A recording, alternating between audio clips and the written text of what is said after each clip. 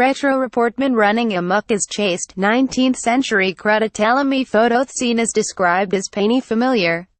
Someone snaps, for whatever reason, and sets off on an aggressive, homicidal, frenzied attack. In short order, a lot of people are dead, and there's blood everywhere. Those words could have readily applied to the American cascade of shooting rampages. But the speaker, Jeffrey Robinson, a professor of Southeast Asian history and politics at the University of California, Los Angeles, was instead offering a glimpse of what life was sometimes like 2 centuries ago in lands that are the modern Malaysia and Indonesia. A man, it was almost always a man, would feel he had endured an unbearable indignity.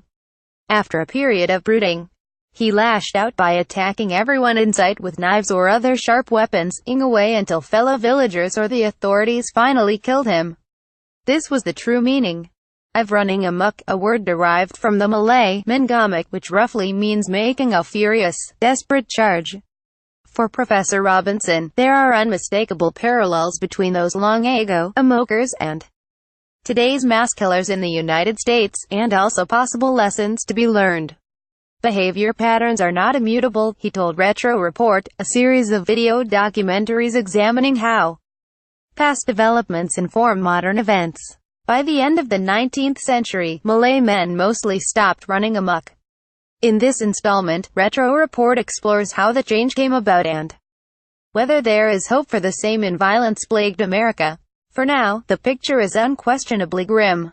Hundreds of mass shootings occur every year, most of them receiving little or no national attention. Gun Violence Archive and Tracker of the Mayhem defines that type of shooting as an assault in which 4 or more people are killed or wounded. The archive recorded 324 such incidents nationwide this year through November, with at least 415 people killed and 1,725 wounded.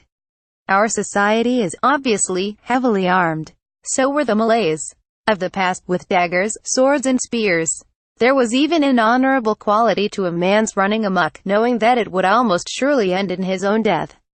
He would become part of the story of that village and the story of his family. Professor Robinson said, "There was," he said, "a certain aura to it, not unlike the notoriety that many of today's mass killers seem to seek. That aura faded during colonial rule in Malaya and the Dutch East Indies. The authorities changed tactics, discouraging villagers and the local police from killing a man who ran wild.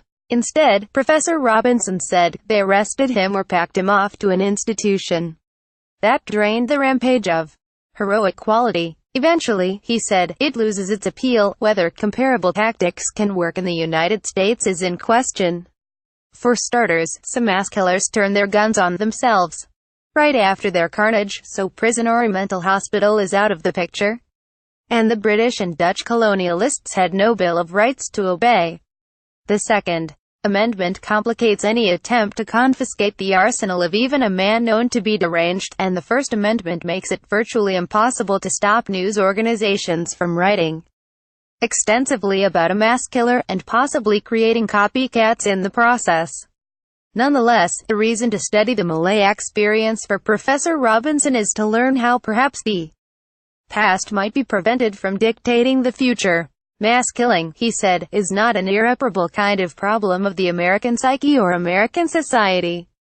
These things change.